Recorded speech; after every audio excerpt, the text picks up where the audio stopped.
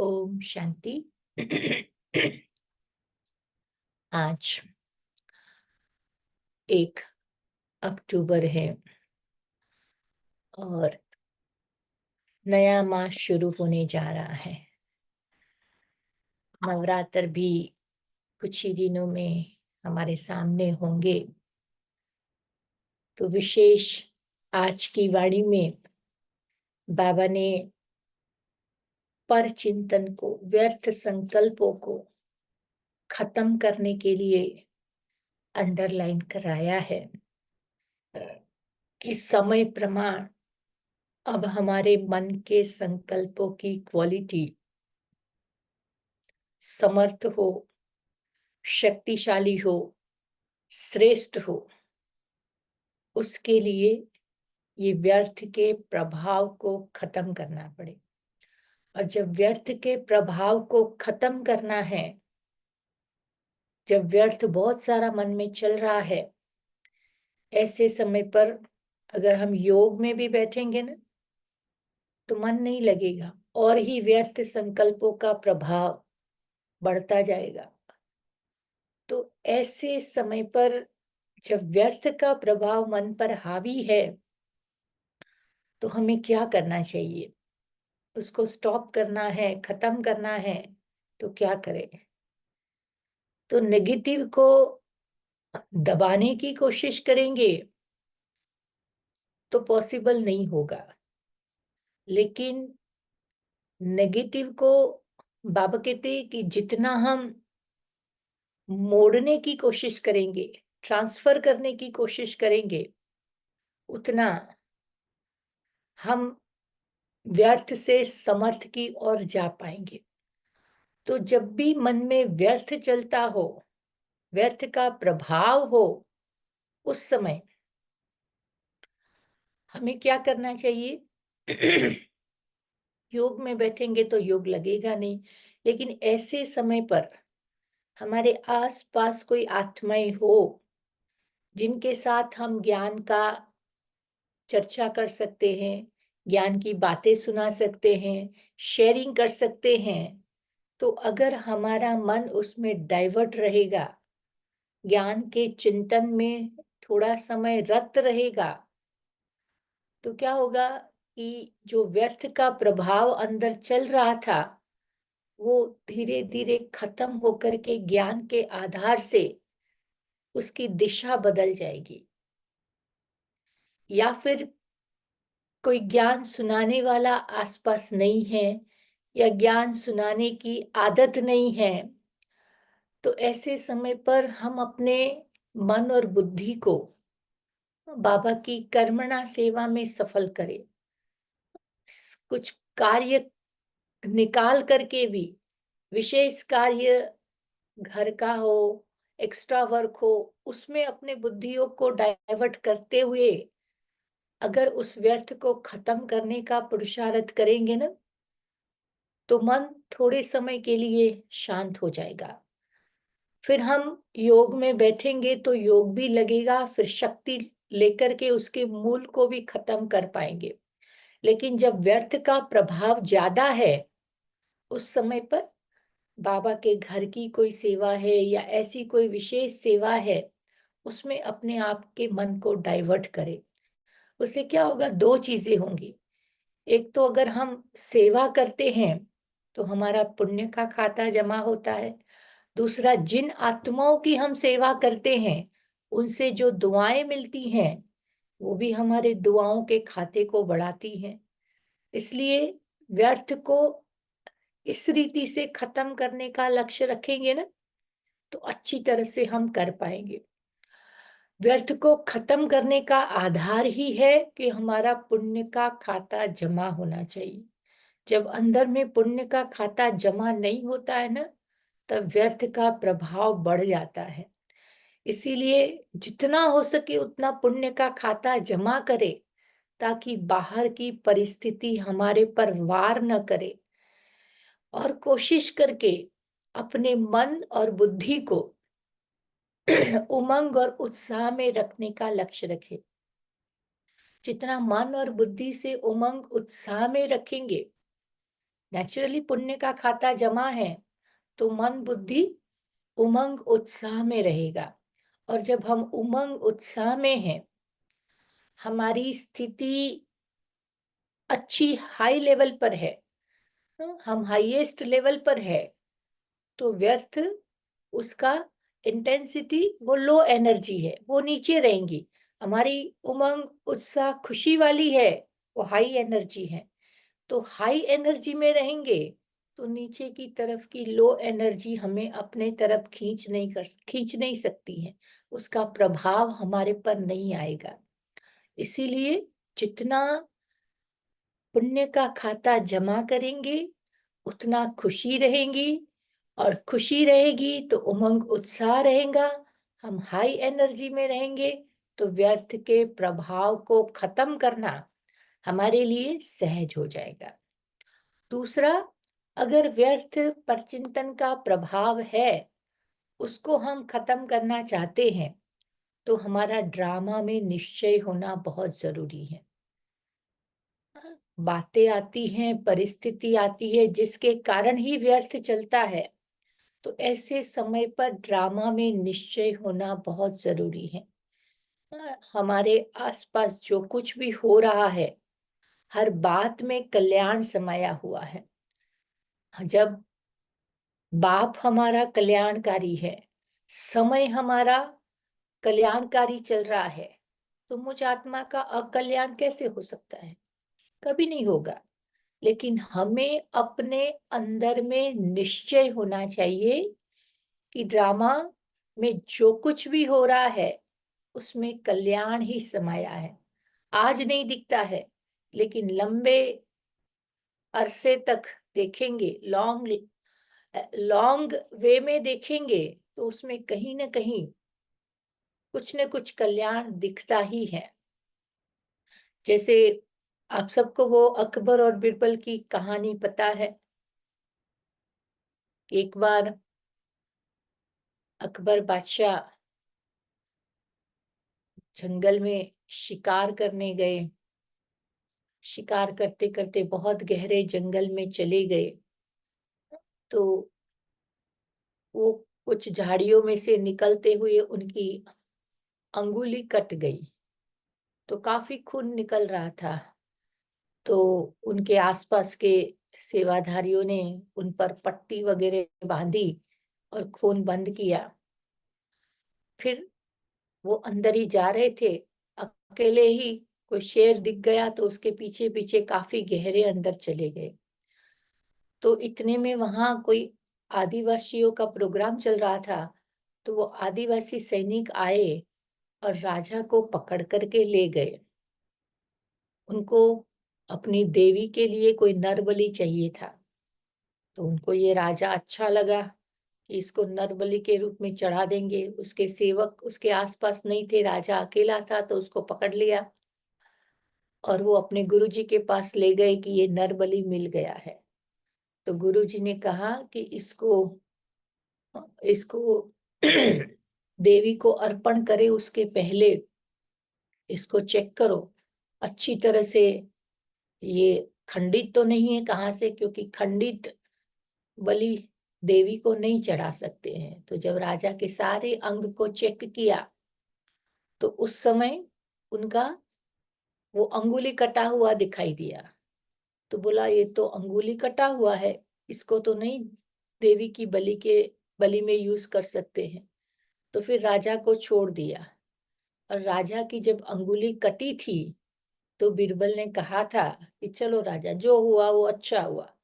तो राजा को इतना गुस्सा आया था बीरबल पर, बोला तुम मेरे आगे से हट जा, और उसको अपने से दूर कर दिया था और नाराज हो गया था। लेकिन अभी उसको रियलाइज हुआ कि मेरी अंगुली कटी, इसके कारण मेरा बलि देवी को नहीं चढ़ा, नहीं तो आज तो मेरा बलि चढ़ जाता है।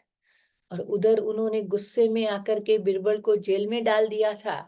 राजा खुश होता होता वापस आया, और वो जेल में जाकर के बीरबल को बोलता है कि बीरबल, तुमने उस समय मुझे कहा था कि ये अंगुली कटी, अच्छा हुआ, तब तो मुझे रियलाइज नहीं हुआ था, लेकिन आज इस कटी हुई अंगुली से ही मैं बच गया, नहीं तो आज मेरा बलि चढ़ जाने वाला था।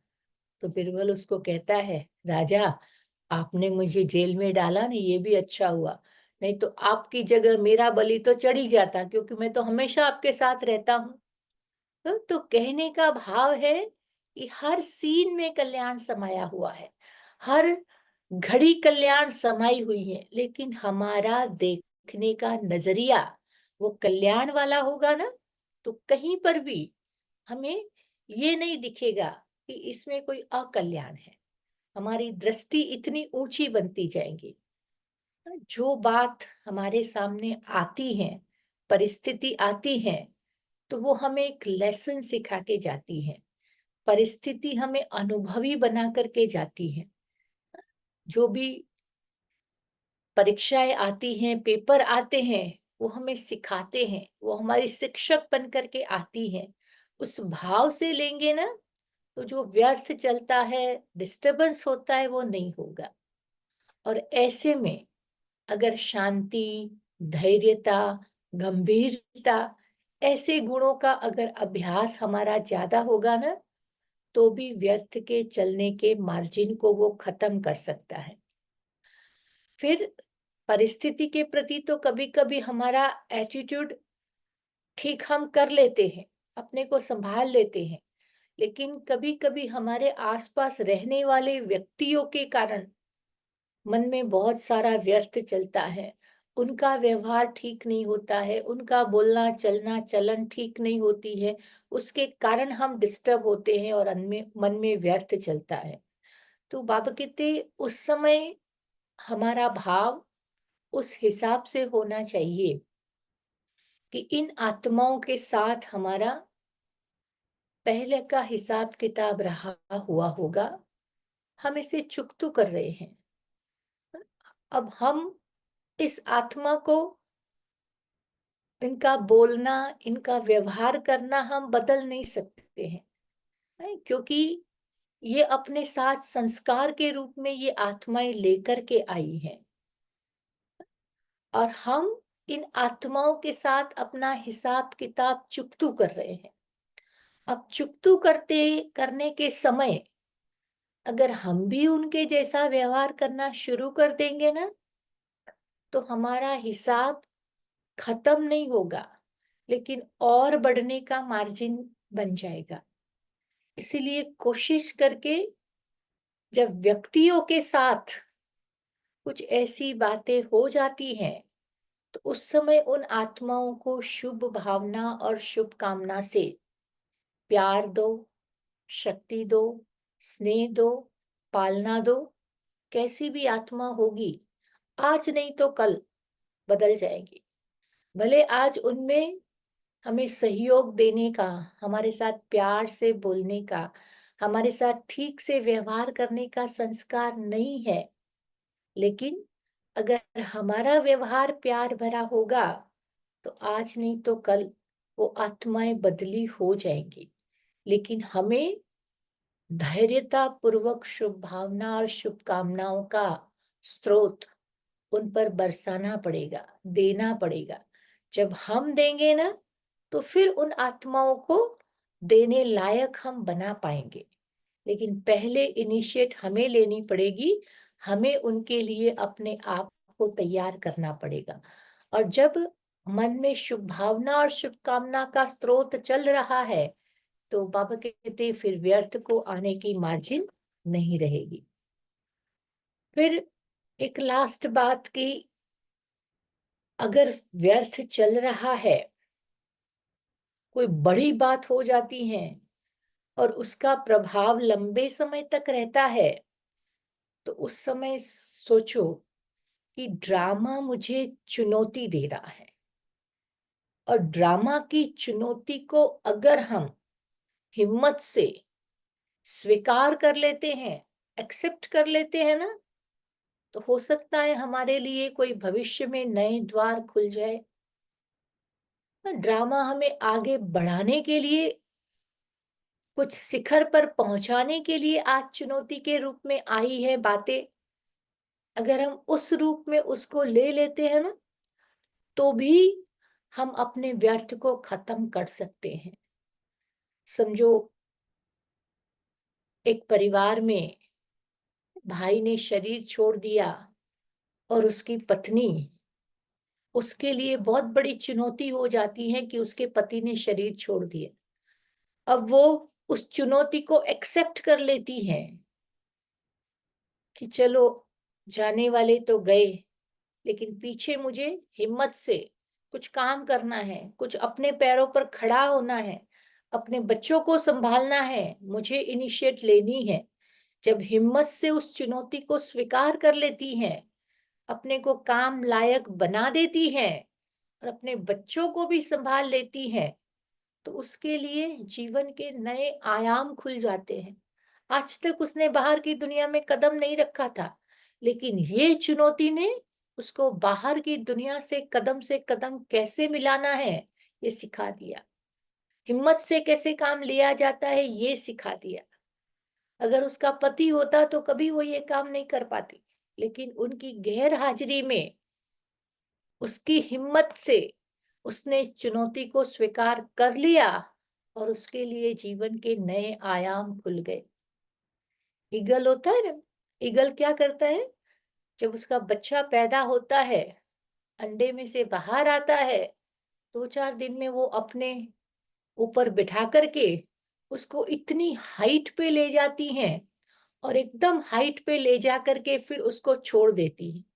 अब वो बच्चा 2-4 दिन का ही होता है, लेकिन नीचे आते-आते वो पंखे फड़फड़ाने लगता है और अपने आप को इस दुनिया में उड़ने लायक बना देता है। हाँ, तो चुनौतियाँ आती है हर एक के जीवन में, लेकिन हम उसको किस रूप में लेते हैं, ये हमारे पर आधारित है। अगर हम चुनौती को स्वीकार नहीं करते हैं, रोते रहते हैं, परेशान होते रहते हैं, डिस्टर्ब होते रहते हैं, तो फिर व्यर्थ का प्रभाव हमारे पर हावी होने का मार्जिन रह जाएगा। इसलिए बाबा कहते हैं, हिम्मत का एक कदम और मदद 1000 गुना देने के लिए बाबा तैयार है। तो हम सभी अपने आप को तैयार करें। ड्रामा हमें चुनौती दे रहा है, ड्रामा में हर सीन कल्याणकारी है। मेरे आसपास की आत्मा के प्रति मुझे शुभ भावना और शुभकामना देनी है और मुझे अपने विचारों की दिशा को सही डायरेक्शन में ले जाना है, ताकि मैं अपने व्यर्थ को खत्म करूं। अगर इन बातों पर थोड़ा सा हमारा ध्यान जाएगा, तो व्यर्थ को खत्म करके हमारे संकल्पों की दिशा समर्थ, शक्तिशाली और श्रेष्ठ बन सकती है। तो ये बाबा ने आज चिंतन की धारा पर हमें बहुत अच्छी तरह से अंडरलाइन कराया था। सॉरी, मैंने आज नया सेट आया था तो समझा 1 तारीख का होगा, लेकिन 30 तारीख की ही वाणी है। 30/9/2024 की बाबा की वाणी है, जिसमें सार रूप में बाबा कह रहे हैं, मीठे बच्चे, अपनी बैटरी चार्ज करने का ख्याल करो। आत्मा रूपी बैटरी चार्ज करने का ख्याल रखो। अपना टाइम पर चिंतन में वेस्ट मत करो। अपनी घोड़ तो नशा चढ़े। बाबा कहते जितना स्वचिंतन में रहेंगे ना, अपने में मस्त रहेंगे ना, तो नशा चढ़ेगा। फिर बाबा प्रश्न पूछ रहे हैं कि ज्ञान 1 सेकंड का होते हुए भी बाप को इतना डिटेल से समझाने व इतना समय देने की आवश्यकता क्यों है?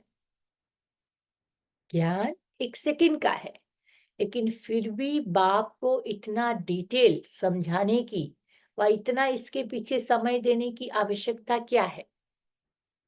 तो बाबा जवाब दे रहे हैं, क्योंकि ज्ञान देने के बाद बच्चों में सुधार हुआ है या नहीं, यह भी तो बाप देखते हैं ना। फिर सुधारने के लिए भी ज्ञान देते रहते हैं। सारे बीज और झाड़ का ज्ञान देते हैं, जिस कारण उन्हें ज्ञान सागर कहा जाता है। अगर सेकंड का मंत्र दे करके चले जाएं, तो ज्ञान सागर का टाइटल तो ना मिले ना। बाबा कहते मेरा काम सिर्फ ज्ञान देने का नहीं है, लेकिन हमारे अंदर में उतरा या नहीं उतरा ये भी बाबा चेक करता है, और नहीं उतरने का कारण भी देखता है, और उस कारण को भी हमें समझाने का पुरुषार्थ कराते हैं, सिखाते हैं कि ये कारण है इसलिए आप शक्तिशाली नहीं बनते हो, ये कारण है इसलिए आपकी स्थिति नहीं बनती है, ये कारण है इसलिए आप अपने आप को लायक नहीं बना पा रहे हो।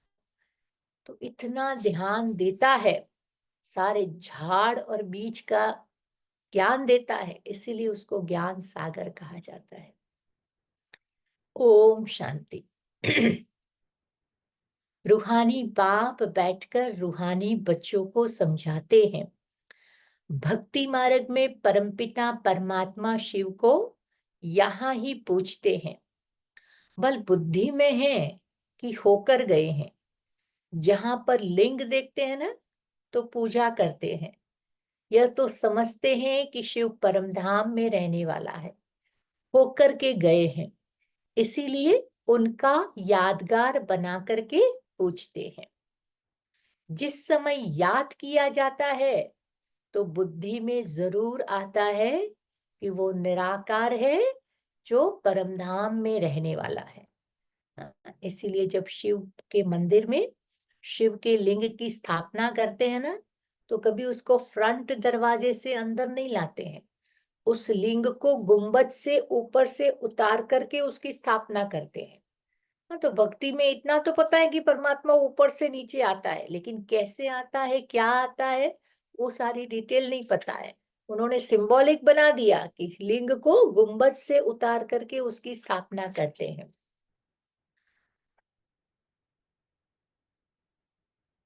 तो बाबा कहते कि उनका निवास स्थान परमधाम है, परमधाम में रहने वाला है।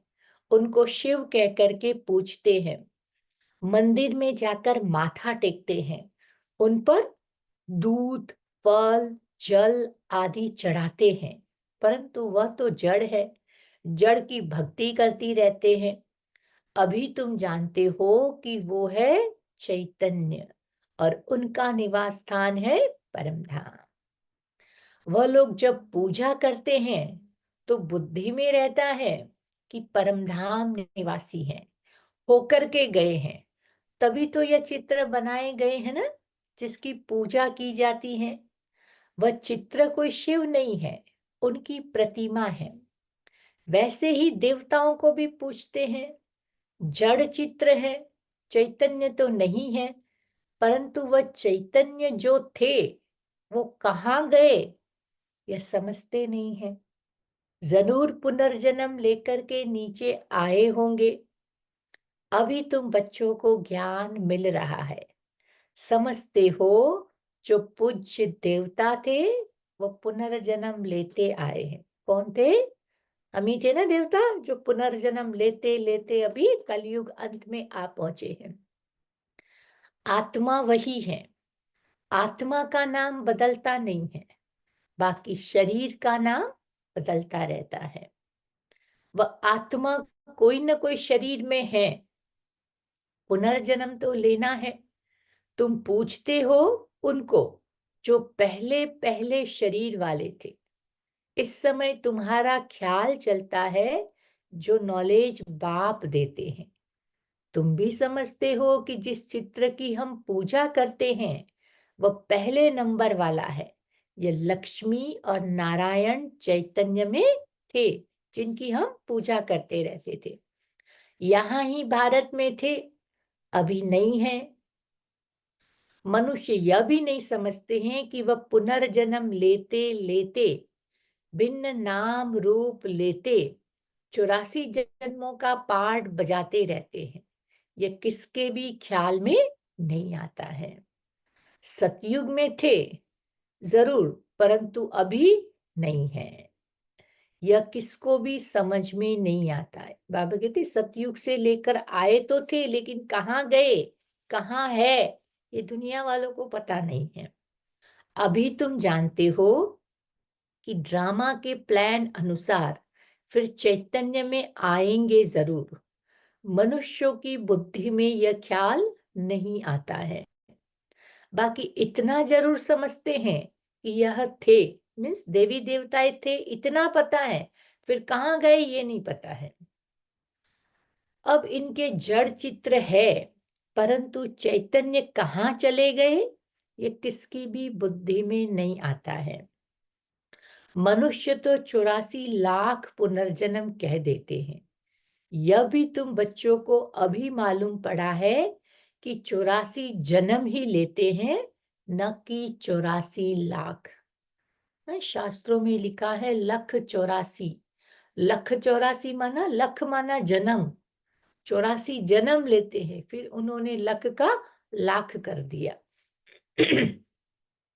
अब रामचंद्र की भी पूजा करते हैं, उनको यह भी पता नहीं है कि राम कहाँ गया। तुम जानते हो कि श्री राम की आत्मा तो जरूर पुनर्जन्म लेती रहती होगी, यहाँ इम्तिहान में नापास होती है, परंतु कोई न कोई रूप में तो जरूर होंगी ना। यहाँ ही पुरुषार्थ करते रहते हैं।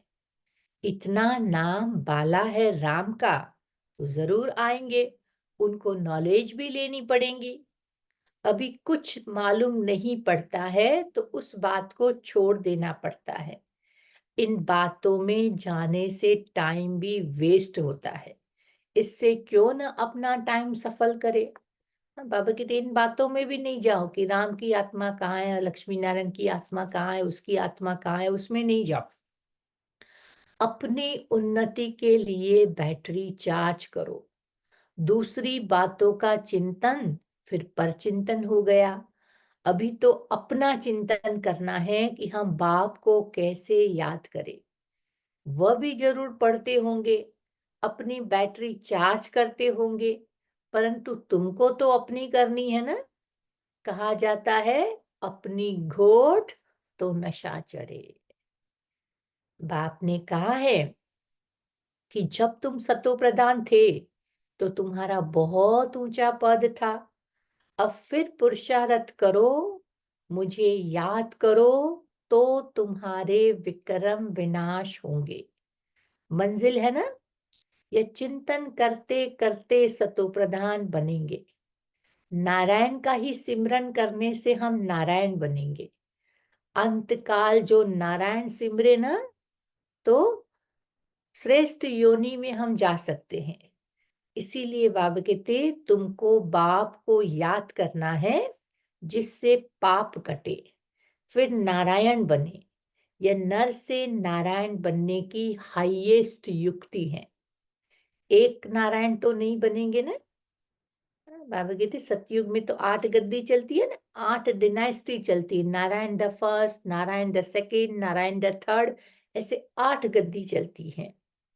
तो यह तो सारी डिनाइस्टी बनती है। बाप हाईएस्ट पुरुषार्थ कराएंगे। यह है ही राजयोग की नॉलेज। सो भी पूरे विश्व का मालिक बनना है। जितना पुरुषार्थ करेंगे उतना जरूर फायदा है। एक तो अपने को आत्मा निश्चय जरूर करो। कोई कोई लिखते भी ऐसे हैं कि फलानी आत्मा आपको याद करती है। आत्मा शरीर के द्वारा लिखती है। आत्मा का कनेक्शन है शिव बाबा के साथ। आत्मा फलाने शरीर के नाम रूप वाली हूं। तो यह जरूर बताना पड़े, क्योंकि आत्मा के शरीर पर ही भिन्न भिन्न नाम पड़ते हैं। आत्मा कहेंगे तो समझ में नहीं आएगा, इसलिए बाबा कहते शरीर के नाम देने पड़ते हैं, और शरीर के नाम फिर भिन्न भिन्न होते हैं। मैं आत्मा आपका बच्चा हूं। मुझ आत्मा के शरीर का नाम फलाना है। तो आत्मा का नाम तो कभी नहीं बदलता। मैं आत्मा फलाने शरीर वाली हूं, तो शरीर का नाम तो फिर जरूर चाहिए, नहीं तो कारोबार चल ना सके। यहाँ बाप कहते हैं मैं भी इस ब्रह्मा के तन में आता हूं, टेम्पररी आता हूं, इनकी आत्मा को भी समझाता हूं। मैं इस शरीर से तुमको पढ़ाता हूं। यह मेरा शरीर नहीं है। मैंने इनमें प्रवेश किया है। फिर चले जाएंगे कहाँ पर? अपने धाम। मैं आया ही हूं तुम बच्चों को यह मंत्र देने। ऐसे नहीं कि फिर मंत्र दे करके चला जाता हूं। नहीं, मुझे बच्चों को देखना पड़ता है कि कहाँ तक सुधार हुआ है। फिर सुधारने की भी शिक्षा देता रहता हूं। सेकंड का ज्ञान देकर चला जाऊं तो ज्ञान सागर भी न कहा जाऊं ना। एक सेकंड का मंत्र मन मना भव का देके चला जाए तो बाबा कहती फिर ज्ञान सागर कैसे कहेंगे? कितना समय हुआ है तुमको ही समझाते रहते हैं। झाड़ की, भक्ति मार्ग की सब बातें समझने की डिटेल है। डिटेल में समझाते हैं। होलसेल माना मन मना भाव, और डिटेल माना सृष्टि के आदि मध्य अंत का सारा ज्ञान बाबा हमें बैठ के बताता है। तो वो डिटेल हो गया। परंतु ऐसा कहकर चले तो नहीं जाएंगे ना। पालना भी करनी पड़ती है, बच्चों की पालना भी करनी पड़ती है। कई बच्चे बाप को याद करते करते फिर गुम भी हो जाते हैं। फलानी आत्मा जिसका नाम फलाना था, बहुत अच्छा पढ़ता था। स्मृति तो आएंगी ना। पुराने पुराने बच्चे कितने अच्छे थे, उनको फिर माया ने हप कर लिया। शुरू में तो कितने आए, फट से आकर के बाप की गोद ली, क्योंकि भट्टी बननी थी ना। इसमें सब ने अपना लक आजमाया। फिर लक आजमाते आजमाते माया ने एकदम उड़ा दिया। बाबा शुरू शुरू की बात याद करा रहे हैं कि शुरू शुरू में बाबा के पास 350 बच्चे थे, लेकिन उसमें भी कई अच्छे अच्छे बच्चों को भी माया ने हप कर लिया, भागंती हो गए। तो बाबा कहते फिर 5000 वर्ष के बाद ऐसे ही होगा। कितने चले गए, आधा झाड़ तो जरूर गया। भल झाड़ वृद्धि को पाया है, परंतु पुराने चले गए। समझ सकते हैं कि उनसे कुछ फिर आएंगे जरूर पढ़ने के लिए। स्मृति आएंगी कि हम बाप से पढ़ते थे और सब अभी तक पढ़ते रहते हैं। हमने हार खा ली, फिर मैदान में आएंगे। और ऐसे ऐसे जो चले भी गए हैं वो भी फिर बाद में आए हैं और ज्ञान लेकर के अपने जीवन को सफल बनाया है। तो बाबा फिर आने देंगे। फिर भी भल आकर के पुरुषार्थ करे, कुछ न कुछ अच्छा पद मिल जाएगा। बाबा फिर भी रहम दिल है ना, तो कहता है ऐसे बच्चों को भी मैं आने देता हूँ, कम से कम आकर के अपना राज्य भाग्य प्राप्त करे। बाप तो स्मृति दिलाते हैं, मीठे मीठे बच्चे माम एकम याद करो तो तुम्हारे पाप कट जाएंगे। अब कैसे याद करते हो? क्या यह समझते हो कि बाबा परमधाम में है? नहीं, बाबा तो यहाँ रथ में बैठे हैं। इस रथ का सबको मालूम पड़ता जाता है। यह है भाग्यशाली रथ। बाबा ब्रह्मा बाबा की बात कर रहे हैं। इनमें मैं आया हुआ हूं। भक्ति मार्ग में थे तो उनको परमधाम में याद करते थे, परंतु यह नहीं जानते थे कि याद से क्या होगा। अभी तुम बच्चों को बाप खुद इस रथ में बैठ करके श्रीमत देते हैं। इसीलिए तुम बच्चे समझते हो कि बाबा यहाँ इस मृत्यु लोक में पुरुषोत्तम संगम युग पर है। तुम जानते हो कि हमको ब्रह्मा को याद नहीं करना है। बाप कहते हैं माम एकम याद करो। मैं इस रथ में बैठकर तुमको यह नॉलेज दे रहा हूं। अपनी पहचान मैं देता हूं, मैं यहां आया हुआ हूं। आगे तो तुम समझते थे कि परमधाम में रहने वाला है, होकर गया है, परंतु कब यह पता नहीं था। होकर तो सब गए हैं ना, जिनके भी चित्र है, अभी वो सब कहाँ है ये किसको भी पता नहीं है। मीन्स देवी देवताएं भी होकर के गए हैं, लेकिन अभी कहाँ है किसको भी पता नहीं है। जो जाते हैं वह फिर अपने समय पर आते हैं, भिन्न भिन्न पार्ट बजाते रहते हैं। स्वर्ग में तो कोई जाते नहीं है। बाबा कहते स्वर्ग में तो कोई जा नहीं पाएंगे।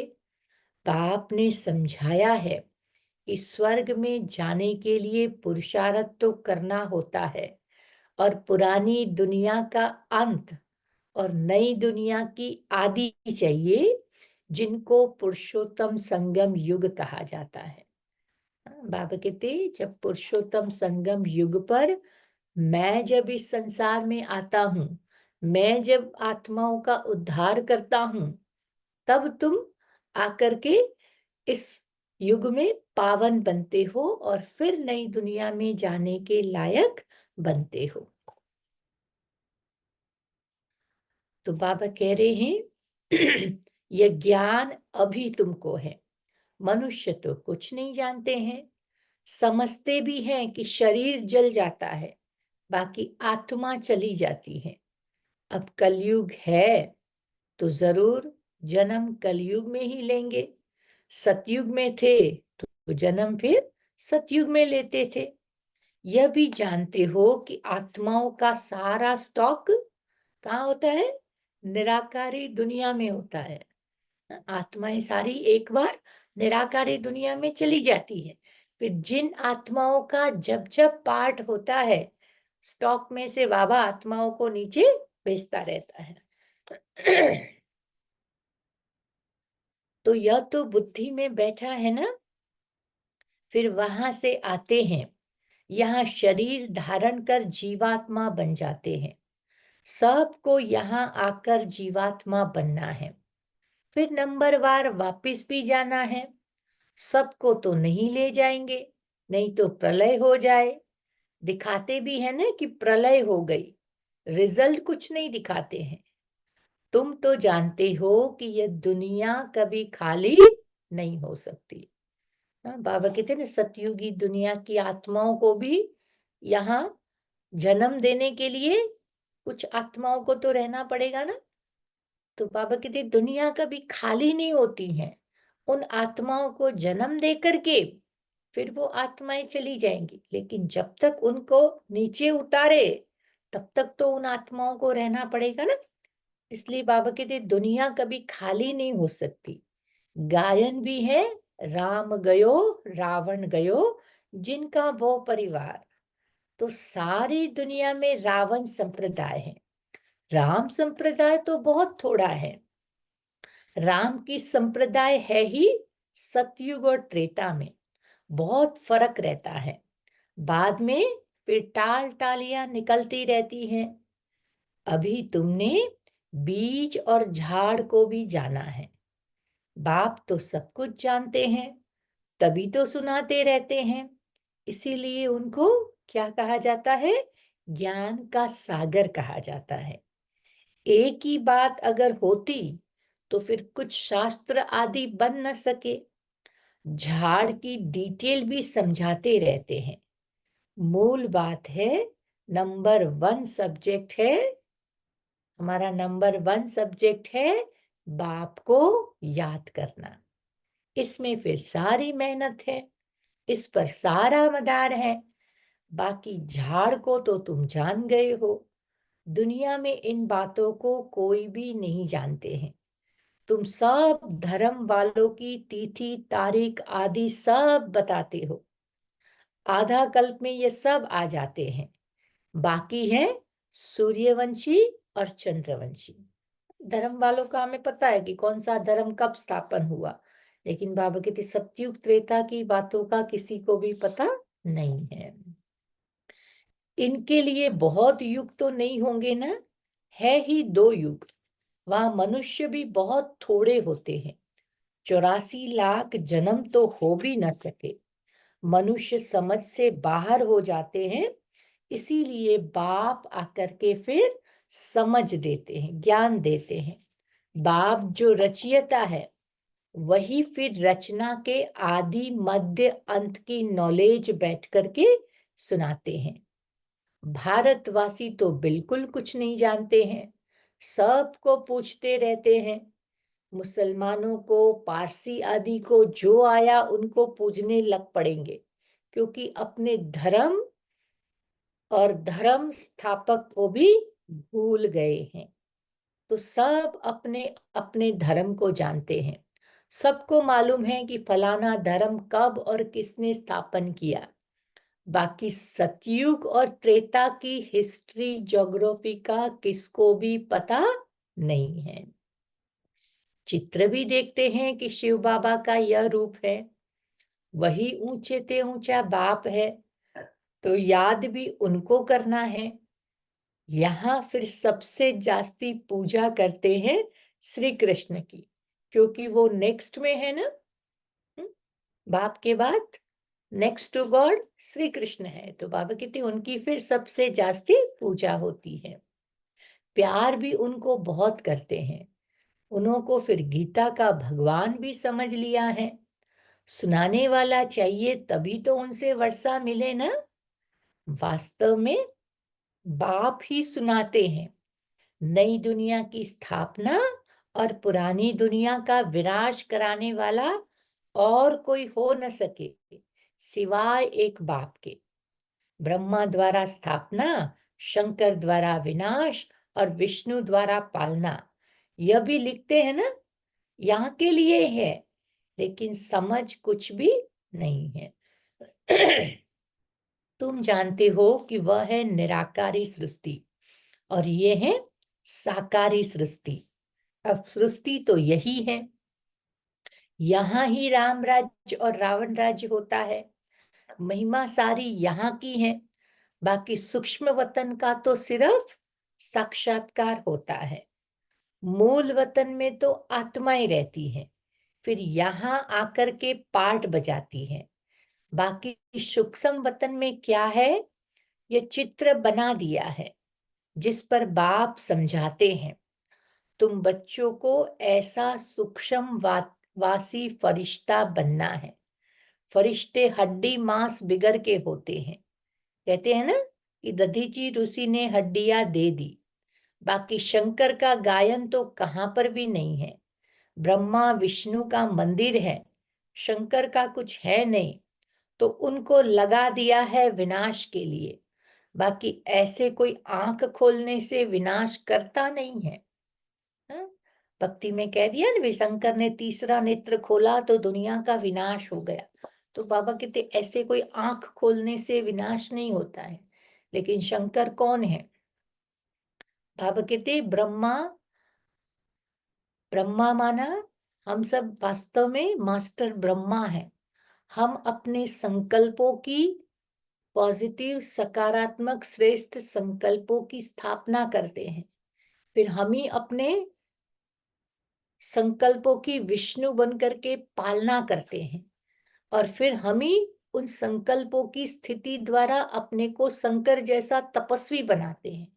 और हम तपस्वी ब्राह्मणों की तपस्या का तेज जब इस संसार में फैल जाएगा ना, हम सब की पॉजिटिविटी की फ्रीक्वेंसी जब मिल जाएंगी ना, तब ये दुनिया विनाश को प्राप्त करेगा। हमारी तपस्या का बल, हमारी श्रेष्ठ स्थिति इस दुनिया में विनाश को लाने के निमित्त बनेगी। तो मास्टर शंकर बाबा कहते हम सब आत्माएं हैं।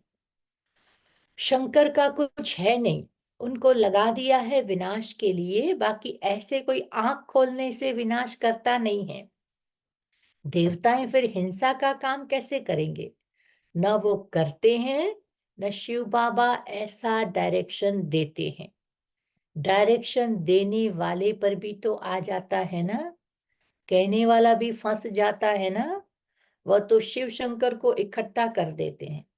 बाबा कहते हैं कि अगर इस दुनिया के विनाश के निमित्त कोई एक व्यक्ति बन जाए ना, तो उसका भी हिसाब बनता है। एक व्यक्ति के कहने से अगर कहीं पर बॉम्ब डला और उसमें करोड़ों आत्माएं मर गई, तो वो करोड़ों आत्माओं का हिसाब उस एक व्यक्ति के खाते में जाएगा। तो बाबा कहते मैं तो इन सब बातों से परे हूं, इसलिए मैं कोई हिसाब किताब बनाना नहीं चाहता हूं और बनाने वाला भी नहीं हूं। हाँ, ये ड्रामा के सीन के अनुसार हर चीज होगी और हर चीज उसी अनुसार जो ड्रामा में नूंद है उसी अनुसार होगी। कोई एक व्यक्ति उसके निमित्त नहीं बनेगा, लेकिन ड्रामा की कहानी अपने आप में ऐसी पैदा होगी। बॉम्ब्स जहां रखे हैं वो गर्मी से ऐसे फटेंगे, कोई एक के डायरेक्शन से नहीं, ऑटोमेटिक फटेंगे, तो दुनिया का विनाश प्रक्रिया चालू हो जाएंगी। तो इसीलिए बाबा कहते कि कहने वाला भी फंस जाता है। वे लोग तो शिव शंकर को भी इकट्ठा कह देते हैं। अब बाप भी कहते हैं मुझे याद करो, माँ में कम याद करो। ऐसा तो नहीं कहते हैं शिव शंकर को याद करो। अब पतित पावन तो एक को ही कहते हैं। भगवान अर्थ सहित बैठकर समझाते हैं। यह कोई जानते नहीं है तो यह चित्र देख करके मूंझ पड़ते हैं। तो अर्थ तो जरूर बताना पड़े ना, समझने में भी टाइम लगता है। कोटों में कोई विरला निकलता है। बाबा कहते मैं जो हूं, जैसा हूं, कोटों में कोई ही मुझे पहचान सकते हैं। भगवान गुप्त वेश में आता है ना, तो संसार की आत्माएं उनको पहचान नहीं सकती हैं। और जो पहचानते हैं वो भी कोटों में कोई और कोई में भी कोई है, क्योंकि बाबा का रूप बिल्कुल गुप्त है। उनको पहचानना सभी के बश की बात नहीं है। अच्छा, मीठे मीठे सिकिलदे बच्चों प्रति माता पिता बाप दादा का याद प्यार और गुड मॉर्निंग। रूहानी बाप की रूहानी बच्चों को नमस्ते। हम रूहानी बच्चों की रूहानी बाप दादा को याद प्यार, गुड मॉर्निंग और नमस्ते। शुक्रिया बाबा, शुक्रिया। तो धारणा के लिए मुख्य सार है, किसी भी बात के व्यर्थ चिंतन में अपना समय नहीं गंवाना है। किसी भी बात के व्यर्थ चिंतन में अपना समय नहीं गंवाना है। अपनी मस्ती में रहना है। स्वयं के प्रति चिंतन कर आत्मा को सतो प्रधान बनाना है। स्वयं के प्रति चिंतन कर आत्मा को सतो प्रधान बनाना है। नर से नारायण बनने के लिए अंत काल में एक बाप की ही याद रहे। नर से नारायण बनने के लिए अंत काल में एक बाप की ही याद रहे। इस हाईएस्ट युक्ति को सामने रखते हुए पुरुषार्थ करना है। मैं आत्मा हूं, इस शरीर को भी भूल जाना है। बाबा कहते मैं आत्मा हूं, ये पाठ को पक्का करना है। ये हाईएस्ट युक्ति वाला पुरुषार्थ करना है, ताकि अंत काल में और कोई याद न आए, शरीर भी याद न आए, देहधारी भी याद न आए, बुद्धि एक बाप में ही लगी रहे। फिर बाबा का वरदान है, दाता की देन को स्मृति में रख। दाता की देन को स्मृति में रख, सर्व लगाव से मुक्त रहने वाले आकर्षण मूर्त भव। दाता की देन को स्मृति में रख, सर्व लगावों से मुक्त रहने वाले आकर्षण मूर्त भव। कई बच्चे कहते हैं कि इनसे मेरा कोई लगाव नहीं है, परंतु इनका यह गुण मुझे बहुत अच्छा लगता है, या इनकी सेवा की विशेषता बहुत अच्छी है। लेकिन किसी व्यक्ति या वैभव के तरफ बार बार संकल्प जाना भी आकर्षण है। किसी की भी विशेषता को देखते, गुणों को व सेवा को देखते, दाता को नहीं भूलो। यह दाता की देन है। यह स्मृति लगावों से मुक्त, आकर्षण मुक्त बना देगी। किसी पर प्रभावित नहीं होंगे। कितनी अच्छी बात कही बाबा ने। ब्राह्मणों में हमें किसी की विशेषता अच्छी लगती है, किसी के गुण अच्छे लगते हैं, किसी की सेवा की क्वालिटी अच्छी लगती है, तो बाबा कहते उससे हमें प्रभावित नहीं होना है। उनको जो गुण मिला, जो विशेषता मिली, वो दाता ने दी है, दाता की देन है, तो देने वाले को हम ना भूले। विशेषता अच्छी है, बहुत अच्छा है, लेकिन हम उसके प्रभाव में आ जाते हैं ना, ये भी एक प्रकार का आकर्षण व लगाव का रूप है। तो बाबा कहते ऐसे आकर्षण और लगाव से मुक्त बनो। स्लोगन है, ऐसे रूहानी सोशल वर्कर बनो जो भटकती हुई आत्माओं को ठिकाना दे दो, भगवान से मिला दो। ऐसे रूहानी सोशल वर्कर बनो जो भटकती हुई आत्मा को ठिकाना दे दो, भगवान से मिला। समझा? ओम शांति। और आज का हमारा अव्यक्त इशारा है, जैसे गायन है इच्छा मात्रम अविद्या, तो ये फरिश्ता जीवन की विशेषता है। जब ब्राह्मण जीवन फरिश्ता जीवन बन जाती है, तो कर्मातीत स्थिति को प्राप्त हो जाते हैं। वे किसी भी शुद्ध कर्म, व्यर्थ कर्म, विकर्म व पिछले कर्मों के बंधन में नहीं बंधते हैं। बाबा कहते ये इच्छा मात्र अविद्या की जो स्थिति है ना, वो फरिश्ता जीवन की विशेषता है। जब ब्राह्मण हम फरिश्ते बन जाते हैं ना, तो हम कर्मातीत स्थिति को प्राप्त करते हैं। और जब कर्मातीत स्थिति को प्राप्त करते हैं ना, तो वो शुद्ध कर्म, व्यर्थ कर्म या विकर्मों का व पिछले कर्मों का बंधन उनके साथ नहीं होता है। इन सब बातों से वो आत्माएं फ्री हो जाती हैं। बाकी